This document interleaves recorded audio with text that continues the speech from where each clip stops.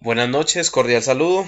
Mi nombre es Diego Armando Areiz Ortega, estudiante de Ingeniería Electrónica, actualmente en el curso de Fundamentos de Economía.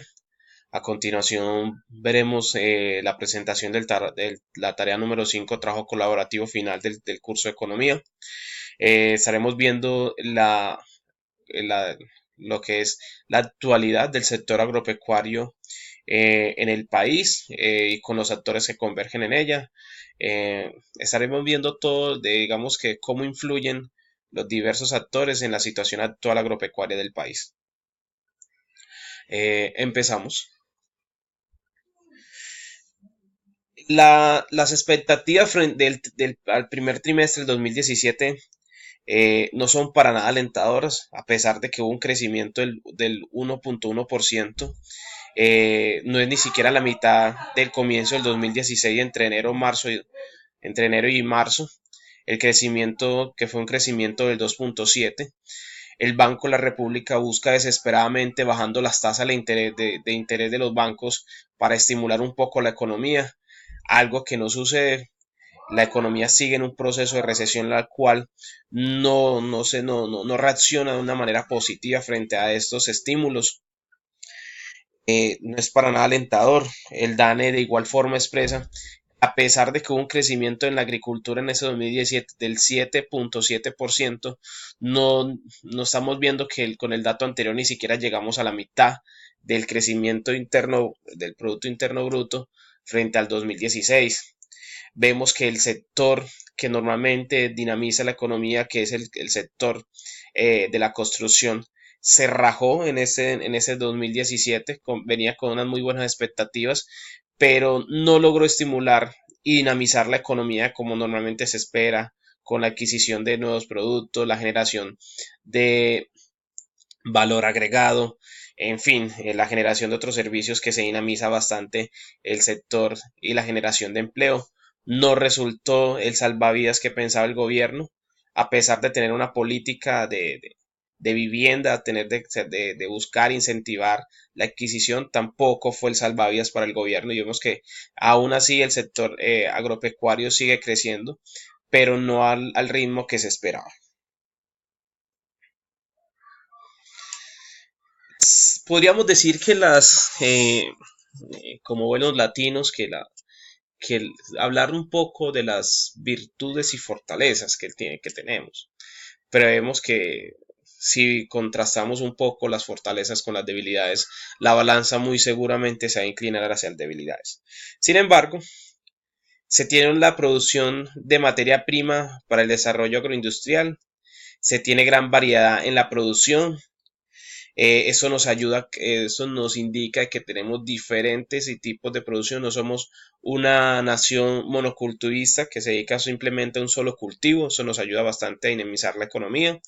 Y la variedad de pisos térmicos que nos ayuda un poco a hacer lo que veníamos hablando anteriormente, que nos permiten cultivar desde tubérculos, temperaturas de 5 grados, hasta cultivar algunos productos a temperaturas hasta 30-35 grados centígrados durante todo el año. Eso nos ayuda bastante a tener una producción constante durante los 12 meses del año.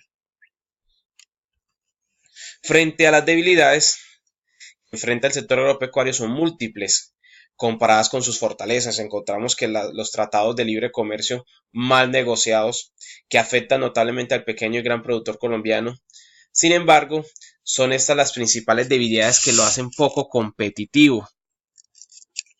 Pocos equipos y maquinarias, el pequeño y mediano productor no tiene la capacidad de comprar herramientas y equipos y maquinarias que le permitan ser productivo y competitivo. Falta de crédito con tasas que le permitan al pequeño productor ser competitivo.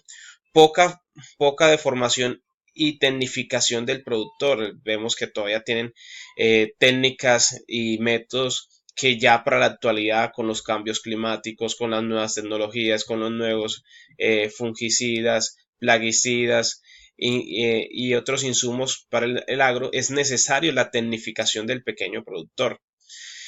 Frente a los equipos y maquinaria no se puede competir y producir eh, con productores, valga la redundancia, de otros países como si lo son los de Estados Unidos, donde cuentan con una gran infinidad de equipos y maquinarias que les permiten elaborar y producir en 2 o 3 meses lo que el pequeño productor aquí puede desarrollar en un año. Frente los productores, frente al apoyo, frente frente al trabajo de Finagro, eh, con el agro colombiano, se puede decir que el fondo es una entidad permeada por la corrupción. Sin embargo, el análisis lo vamos a hacer desde el punto de vista técnico, ya que durante esos últimos años vemos que son las carteras de Finagros que son las que crecen, pero como tal se dedica es a recuperar una cartera más no a fortalecer el campo colombiano. Eso nos da cuenta de cómo está estipulado y estructurado las inversiones que realizan aquellas personas para fomentar y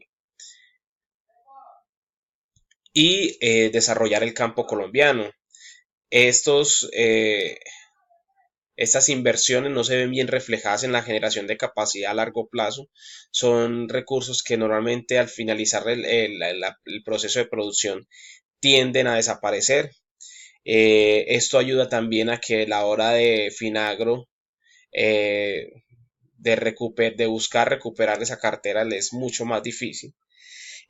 A esto se le suma el clientelismo y la corrupción que se carcome esta entidad por los diferentes partidos políticos tradicionales que desvían y de alguna u otra manera influyen a la hora de actuar de esta entidad, lo cual no le permite realizar su trabajo desde una manera objetiva, de una manera formal, eh, cumpliendo sus objetivos, su misión y visión. ¿Cómo se impactan las exportaciones de la de la rama agricultura, ganadería, caza, silvicultura, pesca con el actual precio del dólar? El dólar desde que como moneda de venta a nivel internacional y como se fue adoptada, eh, nos les ha permitido al país y a pequeños productores verse beneficiados como en otras ocasiones no tanto. Vemos que cuando el dólar va a la baja, ve esto normalmente el precio de producción del pequeño productor o el productor mediano o el grande productor se ven afectados, ya que cuando comienza a bajar el dólar su producción está por debajo del precio, comenzamos a ver pérdidas reflejadas con las ventas en la bolsa, en fin, en todo lo que conlleve después de una negociación de venta en dólares. Todo lo contrario sucede cuando vemos que el dólar comienza a incrementar, lo que le facilita al productor a la venta generar capacidad y generar recursos extras sin necesidad de invertir o generar otro dinamismo o otro proceso dentro de su empresa, simplemente con el incremento del precio del dólar, que si está por encima del punto de producción de él, le va a ser mucho más fácil generar riqueza y se va a ver beneficiado. Eh, Normalmente los productores a nivel nacional se ven beneficiados. Por eso es importante que el productor no solamente se dedique a producir, sino que también por parte del Estado hay un mejor asesoramiento en los momentos frente al precio del dólar, frente a comprar el dólar, frente al manejo de ello.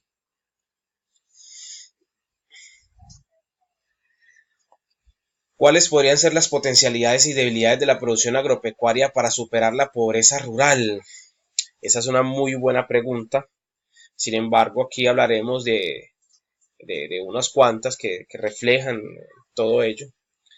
Pueden ser múltiples, sin embargo, los subsidios para el pequeño productor podrían ser una oportunidad para poder competir y producir de una manera óptima a la hora de competir, valga la redundancia, con los importadores, como es el caso de los arroceros y de los productores de maíz amarillo, que en la actualidad les resulta mucho más fácil importar maíz que producir el maíz en la actualidad. Y eso se ve a que las políticas proteccionistas y neoliberales a partir de 1990 han permitido que se importe sin número de productos sin los aranceles que les permita restringir un poco y permitir desarrollo del campo colombiano.